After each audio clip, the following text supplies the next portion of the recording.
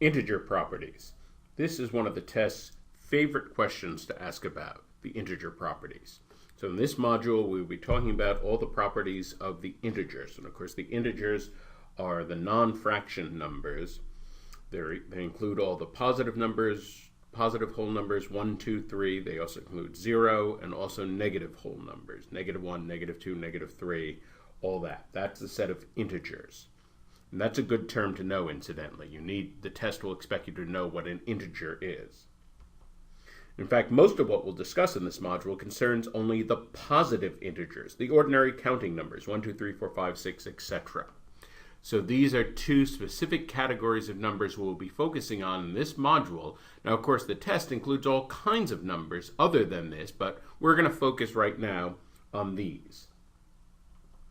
In this particular video, we will discuss a few interrelated ideas. These are mathematical terms you definitely need to know and understand for the test. These are terms that will appear in test questions. So the big three to understand, first of all, are factor, divisor, and divisible. Let's start by discussing these terms with formulas and some simple numerical examples, and all these formulas assume that a, b, and c are positive integers. If we say that a times b equals c, so the product of a and b equals c, then we're saying that a and b are factors of c. In other words, we can multiply them together to get c. To say that a is a factor of c is to say that we can multiply a by some other integer, and the product will be equal to c.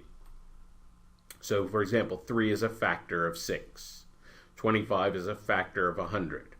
Notice that 1 is a factor of every positive integer. That's an important idea. Notice also that every integer is a factor of itself. Thus, every positive integer greater than 1 has at least two factors, 1 and itself. So, for example, the number 84, whatever other factors it has, we know that one of the factors of 84 has to be 1, and one of the factors of 84 has to be 84. If c divided by a equals b, so in other words, we can perform this division and the output of the division is still an integer, then we say that a is a divisor of c because it divides evenly into c. One number divides evenly into another when the quotient is an integer. We can also say that c is divisible by a.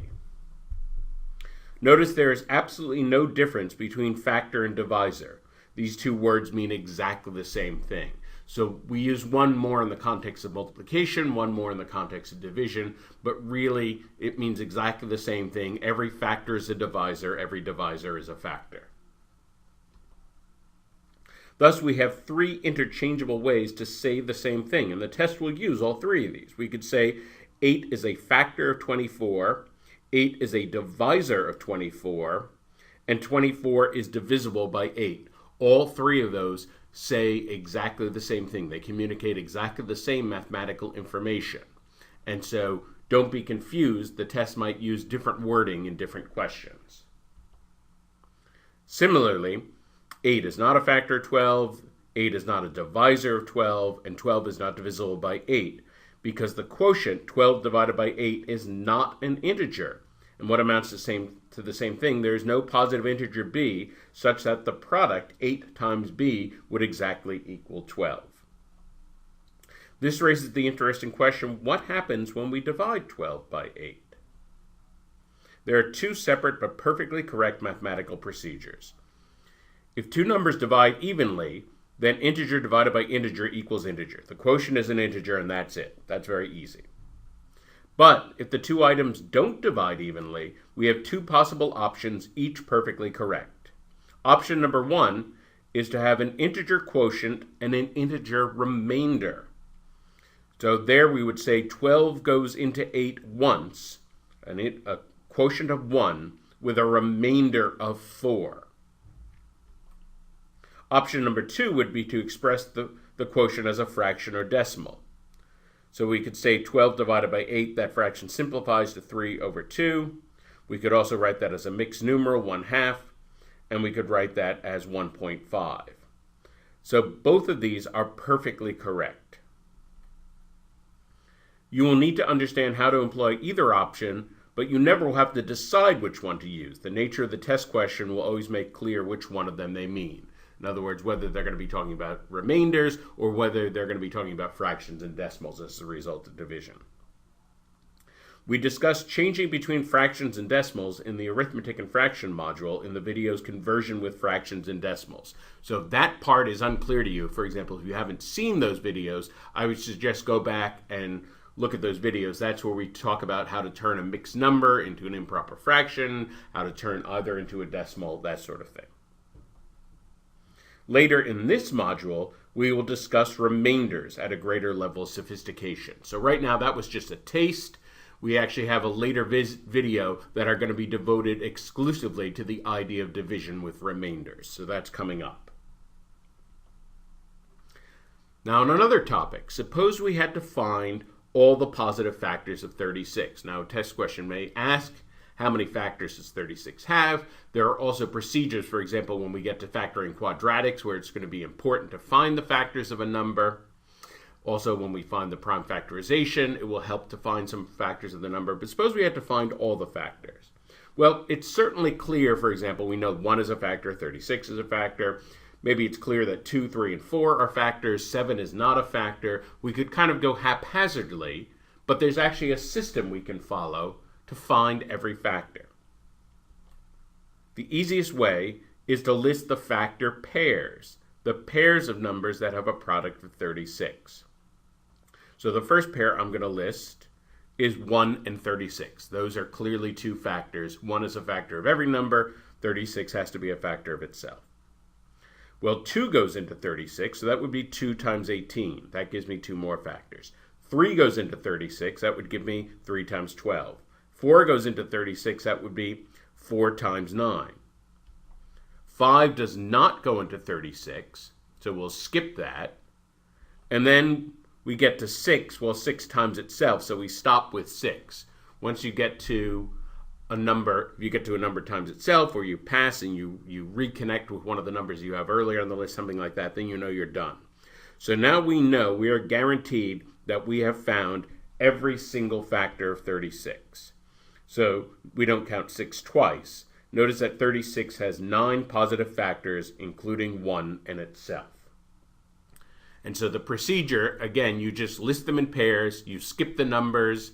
If any number, the number is not divisible with that particular number, you just skip it, and then you keep going until either you double back on yourself or you come to a number that's the product of itself.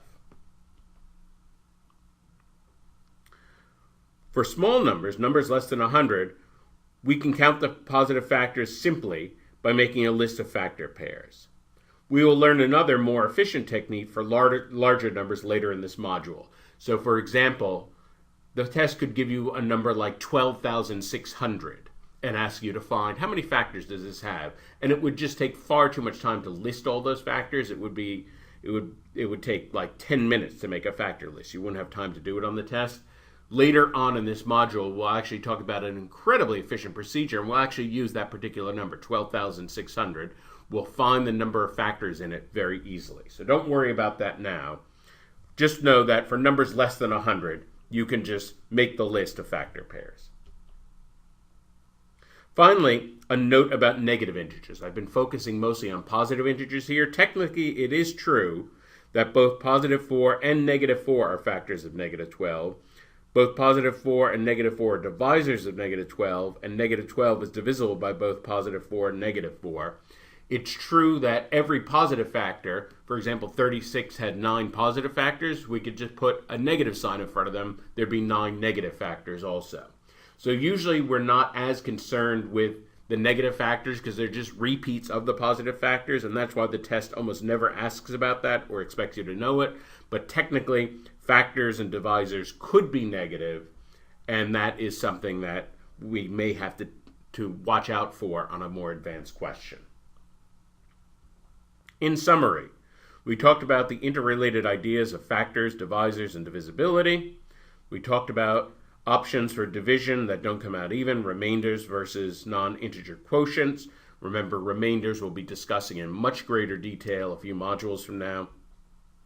We talked about listing the factors of a number by listing factor pairs and introduced the idea of counting factors. For larger numbers, we'll have another video later on where we'll talk about that in greater detail. And we talked about the seldom used rules for negative factors.